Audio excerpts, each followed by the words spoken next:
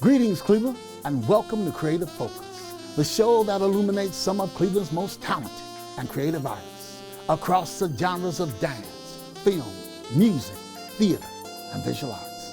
I'm your host, Cornell Calhoun III, and I'm thrilled, honored to have as my guest today on Creative Focus, one of the first black costumers in Hollywood, Mr. Harold Rags Crawford.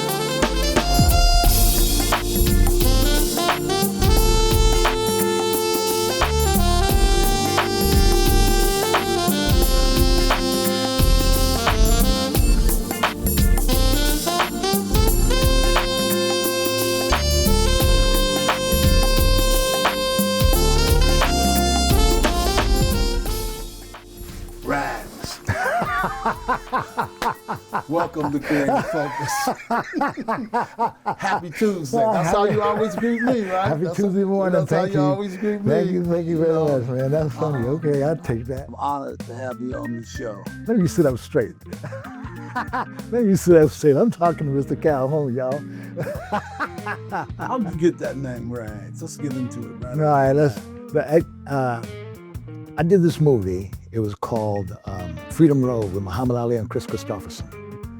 And we shot it in Natchez, Mississippi. And the director was Polish.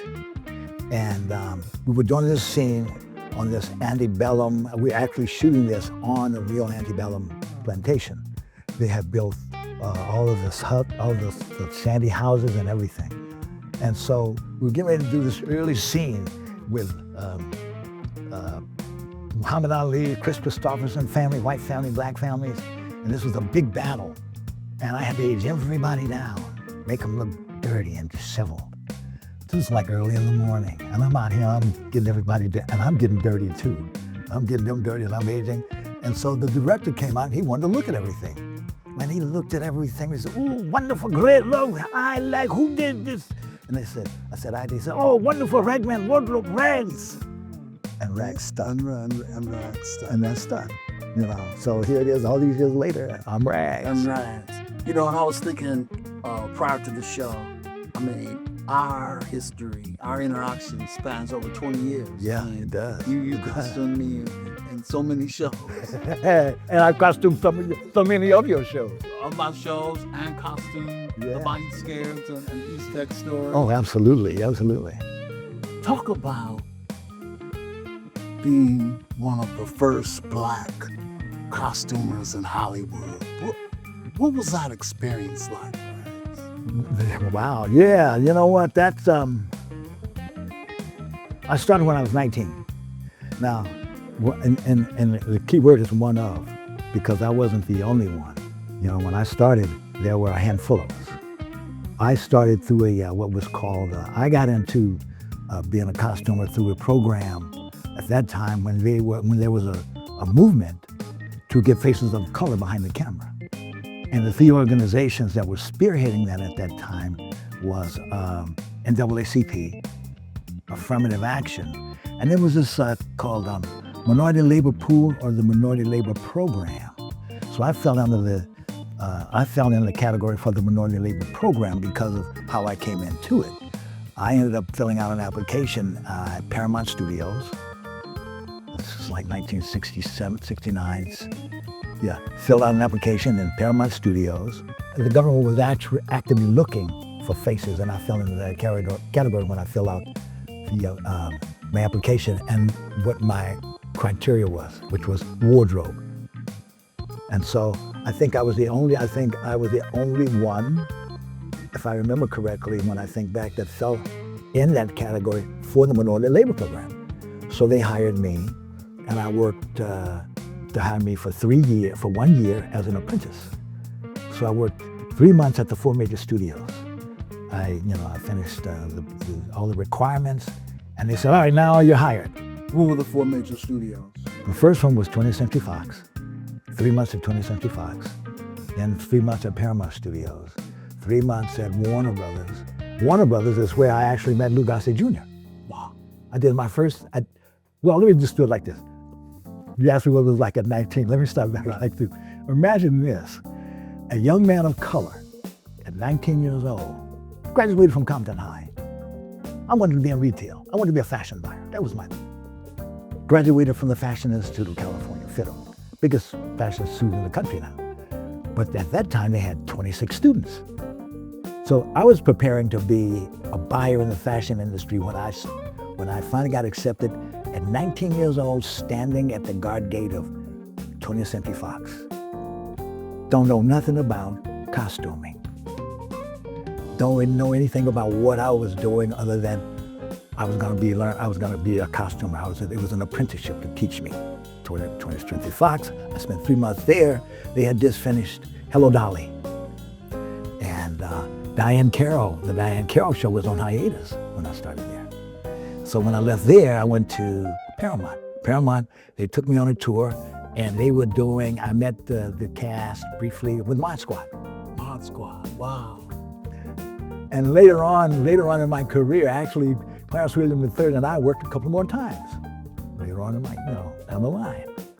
And then when I finished that part at 20th at Paramount, I ended up at Warner Brothers. Warner Brothers was the first head of the wardrobe department. He was the first person to take me under his wing and mentor me, saying, okay, you want to be a costumer? This is what you have to do. There, he said, they're waiting for you back on the back lot. He said, we'll give the week. It's called the Skin Game. They're looking for you to come back there as an apprentice. So I get this big acceptance. And then I see Lou Gossett Jr., and we see each other. Hey! Well, it's like that because it's rare for a face of color to be behind the camera and to be around black actors. So we had that special bond that lasted all the way up until he passed away. I still have his phone number in my phone. When we did the Skin Game, the next time I saw him was at the Academy Awards, because I did the Academy Awards, And I said, hey, Lai, remember? He said, oh man, I know who you are. And later on down the line, I got called, and we ended up doing a thing called Father and Son. So when I finished my apprenticeship, I was hired by Universal Studios, 1970. So I worked exclusively from 1971 to 1980 at Universal Studios. So I did the original Hulk. I took care of Bill Bixby and Lou Ferrigno. I did Quincy. I took care of Jack Klugman. I was the costumer of Jack Klugman. I was the costumer of Rock Hudson from Miller and Wife. I was the costumer of Glenn Ford for Family Hovac. And then when they did the movie in 1974, The Hindenburg, I was the costumer of George C. Scott.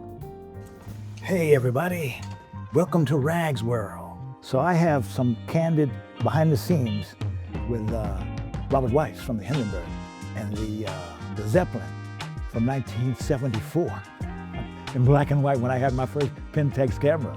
So these are photographs of him that I lent to the museum. Now you also was a costumer for Everybody Hates Chris and Hanging with the Cooper. What studio? What is that? Hanging with Mr. Cooper was Warner Brothers. Warner Brothers, okay. And Everybody Hates Chris was Paramount. What was that like? You know what? That was a fun show to work on. It was different. It was different because it was a comedy. It was a comedy film, half-hour TV show, as opposed to when I'm doing Hanging with Mr. Cooper and Living Single. That's in front of a live audience. This was no audience. Oh wow! See, that's the difference. Yeah. You know what I mean? Because usually when you're doing a sitcom, you hear laughter. Right. You hear the audience. We're interacting with the audience. The actors they're responding to the skits or whatever. But then when we were filming, it's still funny. It still has all the slapstick and everything else, but now it's filmed without a live audience. Does that affect the costumer at all? Doing a sitcom in front of a live audience, I always call it, it's like doing theater. It's like doing a play in front of a live audience. The only difference is we have quick changes. It's a storyline, and it goes, and there are breaks where the actors can walk off stage and you can, determine the days and the scenes and all of that, scene changes, as opposed to, of course, theater, straight ahead, and that's the difference. We had a really, really interesting conversation prior to the show, about black exploitation films and our thoughts on. Talk a little bit about that, because if you weren't around at that time, a lot of people don't know. You know, they look at black exploitation movies and they say, well, that's negative. But to a lot of us, we went to those movies, we enjoyed those movies, and we still watch those movies. Talk a little bit about your feelings about that, because you were in the midst of it. That was my world. Well, first off, I used to call it black exploitation movies. It's called blaxploitation. I think they changed it to blaxploitation. And when my first production outside of studios, independent, was Book of Numbers with Raymond St. Jacques, Philip Michael Thomason, Frida Payne. 1973. Look at you. We talked about that. And then I went on from there to do The Hammer with Fred Williamson. Right.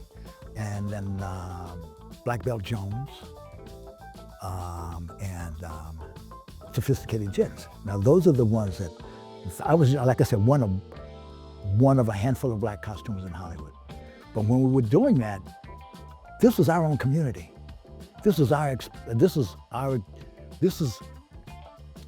We were expressing ourselves. We were not, at that point, I don't ever remember being in a major studio to do what we were doing.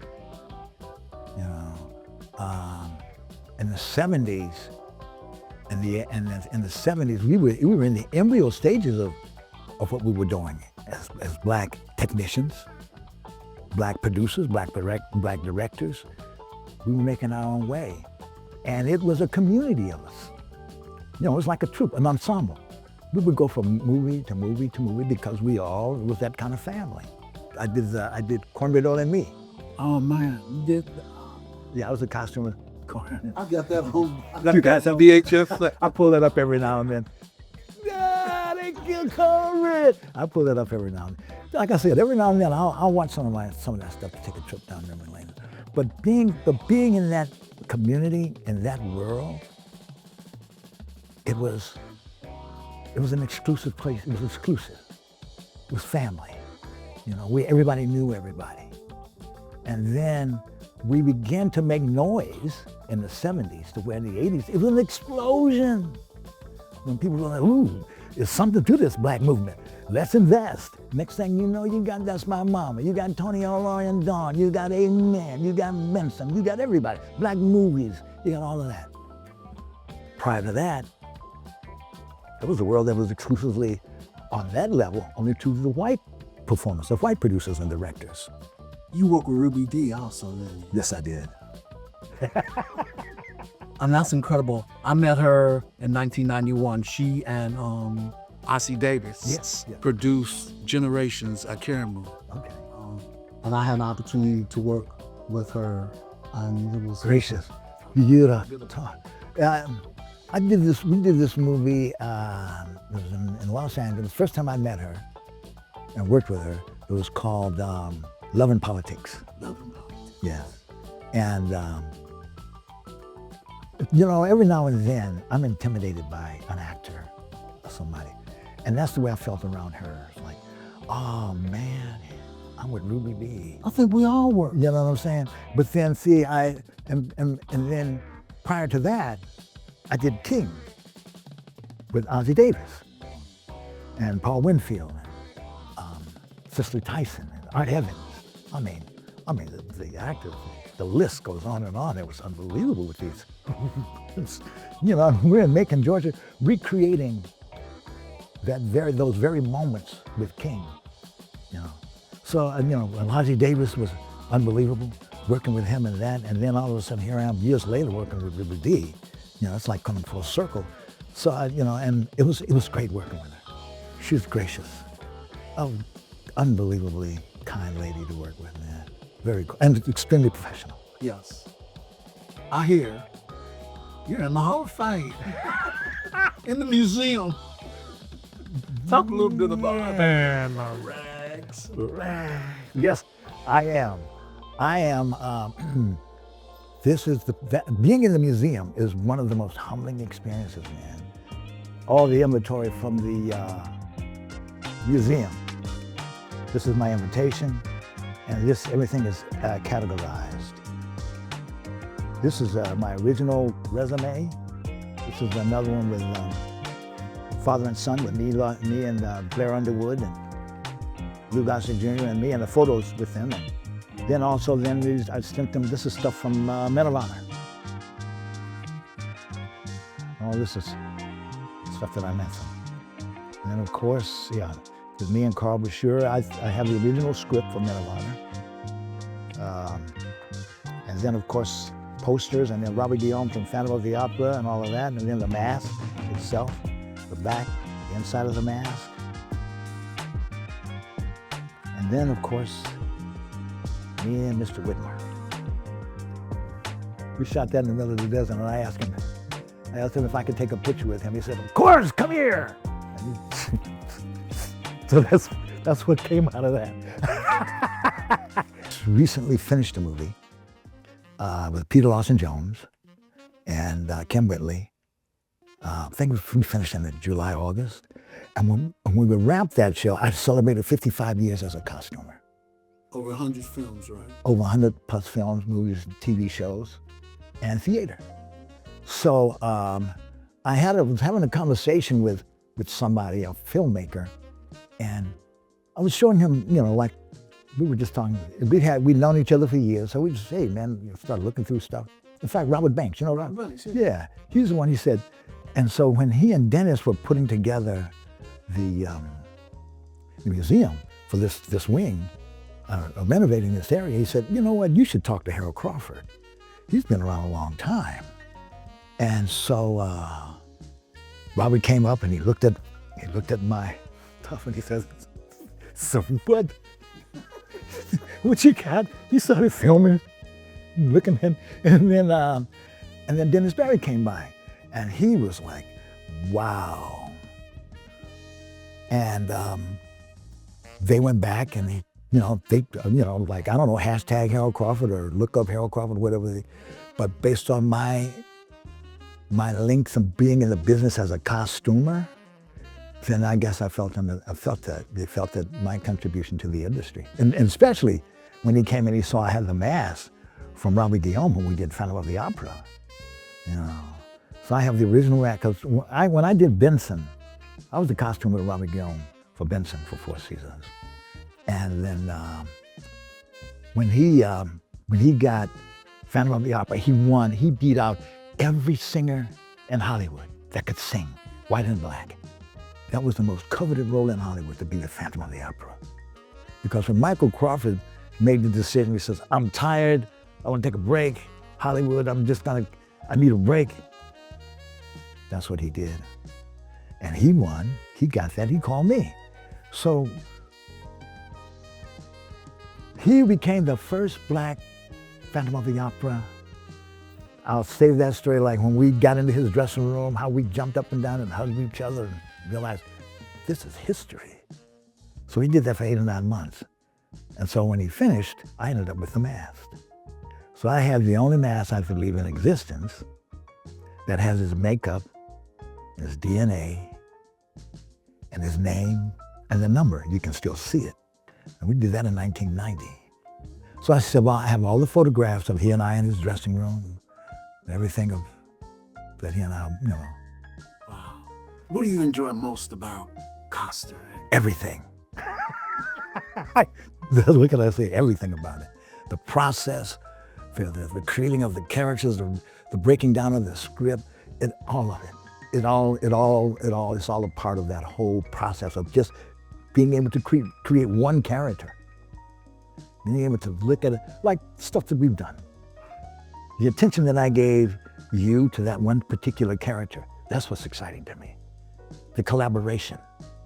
Yeah, because Elmore was something, and Keith Haley the second. Yeah. So I enjoy every aspect of it. I enjoy all of it. And then again, yes, being in the museum, the thing about being in a museum is being chosen, one, and to be in it, I've always believed it's reserved for those that have that have contributed to history in some way or another, like Edith Head, for instance. There's a few other actors, designers that I can't call at the moment. I tell you, Ruth Carter. She got nominated she was the first black woman to get 2 Academy Awards for Anaconda and Black Panther. And then the young man, I can't call his name, he was the first black man to get an Academy Award for Best Design for Wicked. So you have that.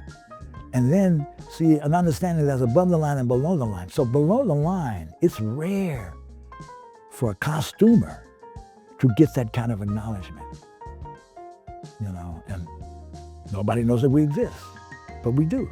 We're the ones that make the movies work. So what makes this such a historical moment? I'm the first costumer ever in film and television history to be in a museum. There's never been another. I had to do the research first. When they called, I had to do the research. And when I did, I'm the first one. The first one. Ever.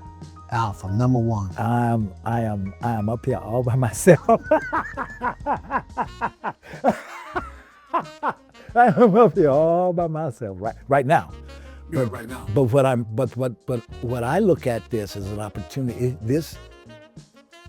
It enables me to give voice to those that no one knew existed, who I came up with.